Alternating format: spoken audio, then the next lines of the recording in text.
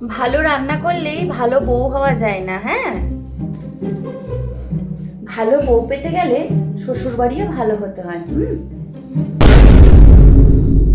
একখান কথা বলি বৌমা, আগে তো খুব সুন্দর শান্ত শিষ্ট ভদ্র নম্র ছিলে, সাত চড়ে দুটো রা বেরোতো না।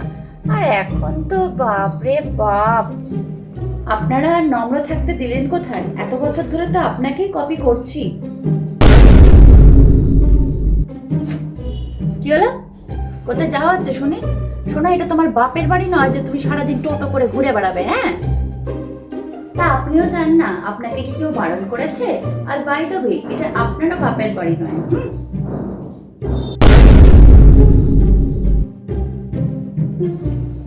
এখন তো আমার ঘুম থেকে ওঠার সময় হলো, বাবুটা না খেয়ে অফিসে চলে গেল। তা মা, বলি এতদিন কি আপনার ছেলে আমার জন্য না খেয়ে বসেছিল?